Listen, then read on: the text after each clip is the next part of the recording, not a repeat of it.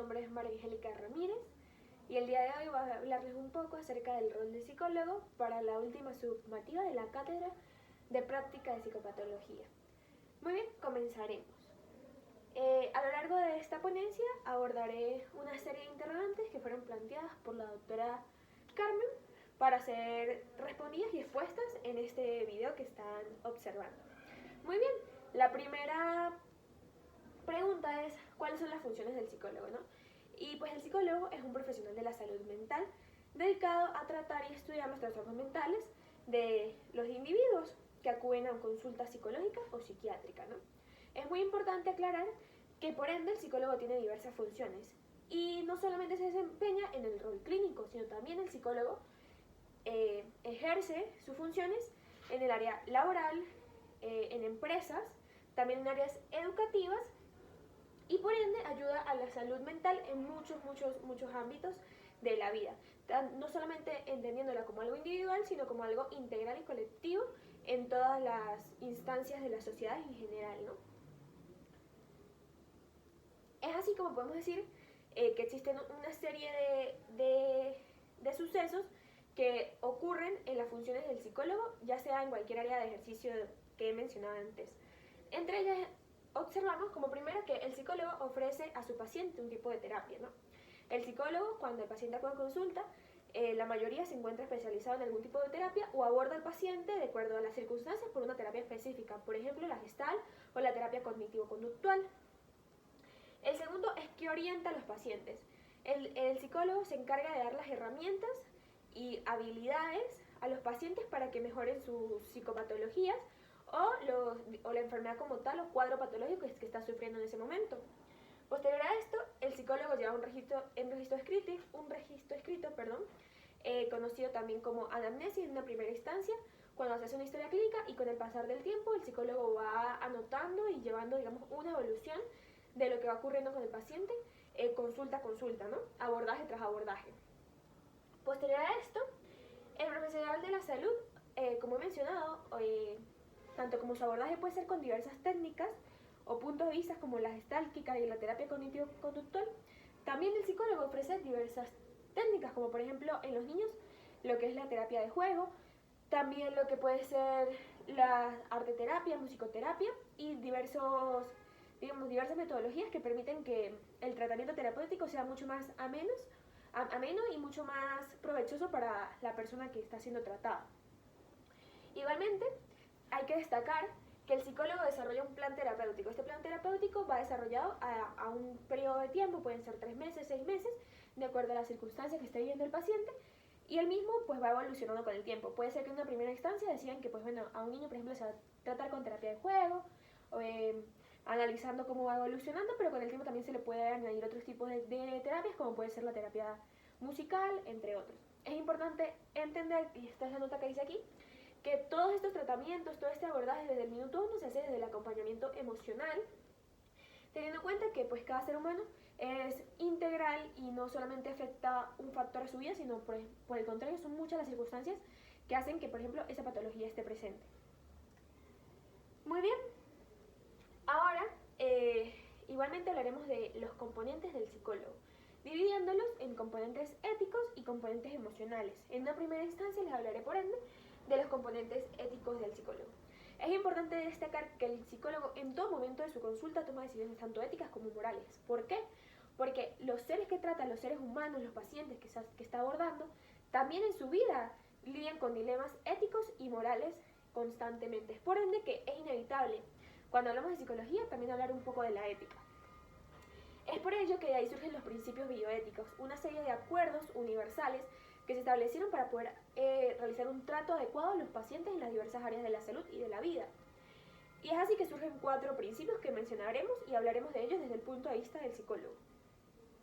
Muy bien, y es así como en los componentes éticos encontramos los 4 principios bioéticos universales. El primero de ellos es el principio de la beneficencia y se refiere al apoyo ético del profesional de la salud, en este caso el psicólogo, hasta el paciente, ¿no? Esto nos habla más que todo de que el psicólogo tiene que procurar ante todo el bien del paciente. En latín se conoce como el primum non nocere, y está hasta tipificado en la ley, y es ante todo hacer el bien. El segundo principio es el principio de no maleficencia y se refiere a la no lesión. ¿Qué quiere decir esto? Que ante todo el psicólogo debe procurar no realizar lesiones o perjudicar al paciente de ningún modo. El siguiente es el principio de la autonomía. Este se refiere a entender que el paciente es autónomo, a entender que el paciente ante todas las circunstancias es un ser humano capaz de tomar decisiones y actuar por sí mismo. Y el cuarto principio es el principio de justicia, que se refiere a la no discriminación. Este principio nos habla de que todas las personas que acuden a consulta, sin importar su color, etnia, raza, orientación sexual, deben ser atendidos con respeto y con dignidad. Ahora bien, hablaremos de los componentes emocionales. Y cuando hablamos de los componentes emocionales nos referimos a que el psicólogo debe tener las habilidades y las características a nivel emocional para tratar a un paciente. Esto es conocido como inteligencia emocional. Y muchas de las cosas que les hablaré a continuación están siendo propuestas por Goleman, uno de los padres de la inteligencia emocional en la actualidad. Ahora bien, es importante mencionar que la inteligencia emocional se refiere a la capacidad de una persona para entender sus emociones, tratar con ellas y transformarlas para poder así actuar ante la sociedad. Muy bien, ahora les hablaré de la inteligencia emocional como he mencionado, pero les hablaré de sus 5 pilares, a través de la autoconciencia, autorregulación, motivación, empatía y habilidades sociales. Esto es propuesto por Goleman en su libro Inteligencia Emocional.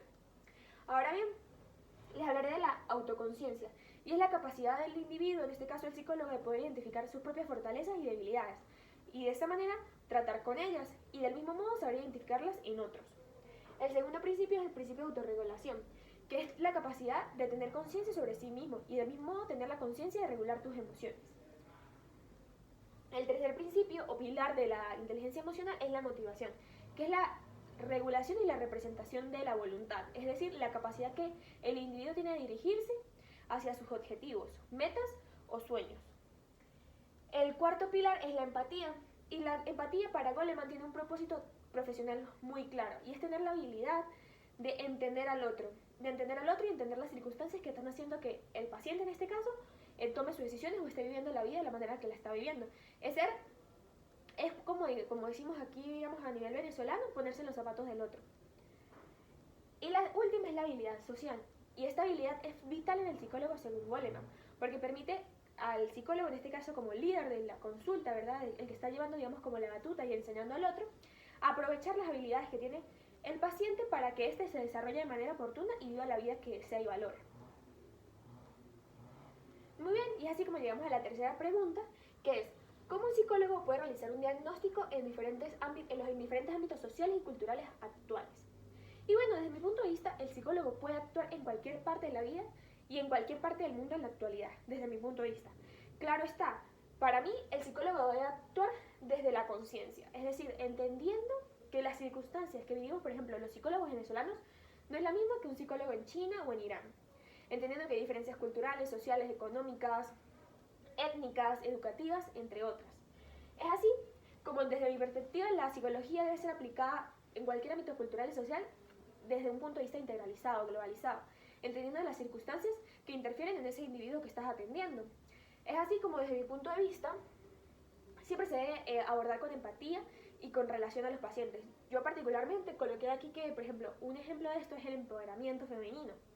Un psicólogo no puede hablar de este tema igual con una paciente venezolana, digamos, merideña, como es mi caso, por ejemplo, una venezolana merideña, que si lo vas a abordar con una mujer de Irán, bajo las circunstancias actuales que viven las mujeres en ese país, ¿verdad? Bajo su cultura, bajo su sociedad, tú no le vas a decir a una mujer, empodérate y quítate el velo, y esta mujer, por ejemplo, puede llegar a ser asesinada o penalizada con años de cárcel. Entonces, yo creo que como psicólogos tenemos que tener mucha conciencia con respecto a lo que decimos y cómo actuamos en relación a nuestros pacientes, ¿verdad? Y entender que sus contextos son diferentes en todas las circunstancias. Muy bien, la cuarta pregunta ¿es lo mismo consultar a un psicólogo, psiquiatra o un coach o un vidente? ¿Y cuáles son sus diferencias, verdad? Y las diferencias en sus funciones específicamente.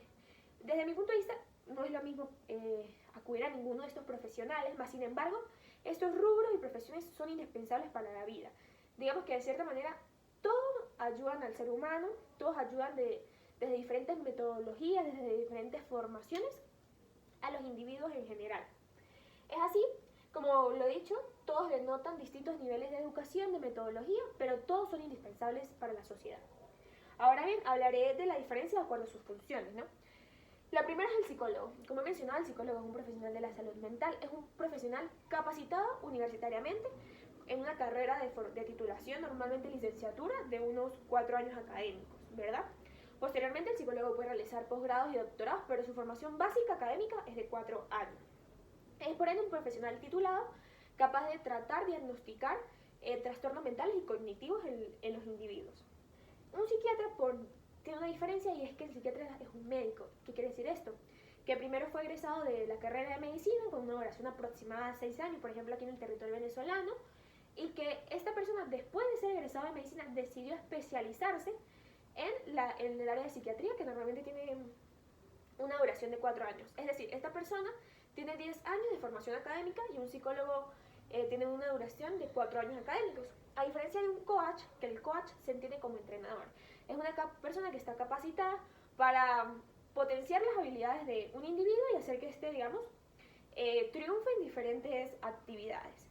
Un coach, a diferencia del psicólogo y el psiquiatra, tiene una formación, puede ser académica, no necesariamente, pero puede ser académica y dura de 6 meses a 1 año aproximadamente. Y un vidente es una persona que realiza predicciones o suposiciones acerca de hechos, y él mismo pues no tiene una formación académica, pero digamos que estas personas se consideran que tienen un don innato, ¿no? Entonces entendemos que de cierta manera los dos primeros, el psicólogo y el psiquiatra, son egresados de universidades con titulaciones académicas, y el coach también puede tener una titulación académica, pero no es al nivel de una licenciatura o de médico. Y el vidente, por ende, es más empírico y es más innato de la persona. Muy bien. Ahora bien, la quinta pregunta es, ¿qué le dirías a las personas que señalan a los psicólogos de charlatanes, ¿no? Primero, desde mi punto de vista, es que se den la oportunidad de observar y entender cuáles son las consecuencias positivas que genera un psicólogo en la población en general. Que hablen con una persona que haya acudido a un psicólogo y haya mejorado. Con eso yo creo que es más que suficiente. Pero si aún no les queda claro eso, les diría que la psicología es una ciencia basada en la objetividad, la razón y el método científico, que no es algo empírico que salió de la nada. Por el contrario, es una ciencia con mucha historia y estructura. Igualmente les diría que la salud mental es algo real, es algo tangible, y que sin salud no hay salud mental, y eso está determinado por la Organización Mundial de la Salud desde 1948. Así que yo creo que sería que amplíe un poco su visión y el compás respecto a esto. E igualmente, si finalmente esa persona, digamos, no me sigue con su punto de vista, le diría que pues respeto su opinión, pero no la comparto, y que yo soy fiel creyente de que la psicología puede cambiar vidas. Muy bien, la sexta pregunta es, ¿qué importancia tiene realizar un diagnóstico certero? Primeramente, bueno, yo lo dividí por 4 puntos. El primero es que permite tanto al profesional o profesionales de la salud como al paciente mismo conocer cuál es la patología que tiene, qué es la enfermedad que está ocurriendo en el mismo. En el segundo punto, es que en base a ese diagnóstico se pueden establecer los pasos a seguir para la mejora de esa patología o de esa enfermedad que está sufriendo el paciente. Igualmente, permite determinar tanto el tratamiento terapéutico, como puede ser el psicólogo, tanto el tratamiento farmacológico que va a determinar un psiquiatra.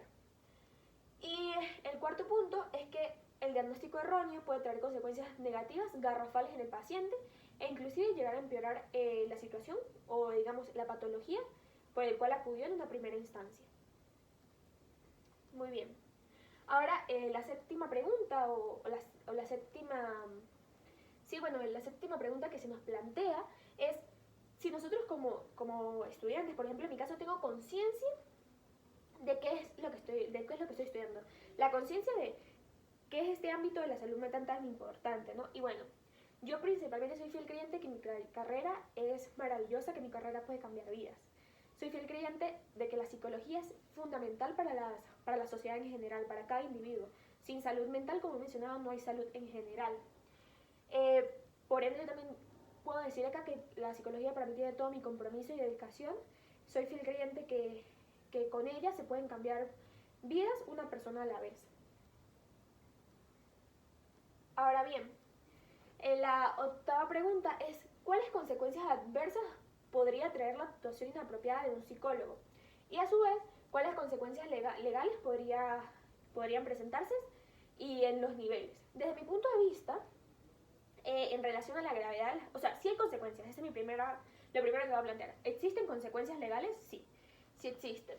Y consecuencias adversas, por supuesto. La gravedad de las mismas, desde mi punto de vista, puede variar. Pueden haber consecuencias tanto leves como graves.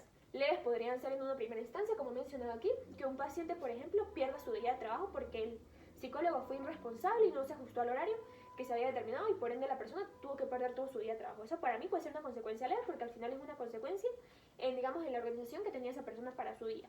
Hasta tener una consecuencia grave como puede ser la persecución de un paciente en el caso de que se divulgue, digamos, su enfermedad o alguna situación que pues la misma o el mismo haya pasado, ¿no? Entonces, para mí las consecuencias pueden variar dependiendo de la gravedad en que el psicólogo haya actuado, desde mi punto de vista. Consecuencias legales, por supuesto que pueden ocurrir. Un psicólogo, por ejemplo, si él emite, porque los psicólogos también son llamados para juicios legales, si él emite su opinión y su opinión es errónea, puede llegar a sentenciarse a una persona que pues no tenía culpa ante un hecho, por ejemplo. Eso puede ser algo muy grave y llegar literalmente, aunque suene extremista, a arruinarle la vida a una persona de quedar preso 30 años. Eso puede ocurrir. O igualmente, que pueda incitar a un paciente, porque puede ser que un comentario inapropiado, un comentario poco ético, como por ejemplo una persona que sufra un trastorno de conducta alimentaria, se le diga por ejemplo, ay no, es que yo te veo por ejemplo muy gordo, una opinión así, puede llevar a esa persona a que siga con su trastorno o inclusive lo empeore. Entonces, sí, para mí sí tiene consecuencias. Y a nivel legal está tipificado en la ley venezolana según el término premium non nocere, que significa lo primero es no hacer daño. Entonces, cuando ya un profesional de la salud hace daño, perjudica a una persona, pues se le aplica, esto está tipificado en la ley y puede llegar a tener la prisión, lógicamente. Ahora bien, la no es ¿qué opinión tengo personal con respecto a los ingresos económicos de un psicólogo? Bueno, desde mi punto de vista, un psicólogo debe tener buenos ingresos económicos. No solamente porque sea la carrera que estoy cursando, sino porque es vital en la sociedad. Un psicólogo es parte del mantenimiento de la salud de la población. Entonces, para mí debe tener buenos ingresos económicos. También me parece importante acotar que para mí un psicólogo debe ganar igualmente de acuerdo a su preparación, ¿no? Es decir, para mí no deberías ganar lo mismo un psicólogo recién egresado a un psicólogo que pues tenga ya un tiempo de ejercicio e igualmente tenga, por ejemplo, un posgrado, un doctorado. Estas personas para mí obviamente están mucho más preparadas, especializadas en un área y por ende pueden llegar a cobrar en sus consultas un poco más que un psicólogo recién egresado, ¿no? Entonces yo creo que sí son merecedores de buenos sueldos, como todo personal de la salud, desde mi punto de vista.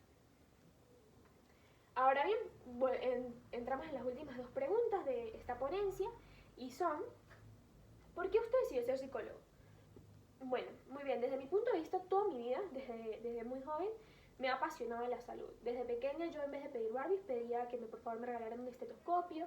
En una primera instancia pensé en medicina, pero digamos que cuando uno es pequeño como que uno no sabe cuáles otras áreas de la salud habitan. Cuando me interesó la salud mental fue más que todo en bachillerato, me empecé a preocupar por ella, a intentar entender la mente, cómo actúan las personas y sobre todo mejorar la vida de las mismas a través de esta área. Me parecía un área hermosa, muy noble, llena de retos, pero también de habilidades que yo desde un momento veía en el psicólogo, decía, wow, es una persona increíble, y pues eso fue lo que a mí me llevó a estudiar psicología, ¿no? La pasión por ayudar a los otros desde la salud. Eso fue lo que a mí me interesó y a su vez entender la mente y pues ir un poco más allá. Esa fue la razón por la que yo decidí estudiar psicología. Ahora bien, la onceava pregunta es, ¿qué aspecto de la psicología es el que más le agrada y anima a culminar su formación académica?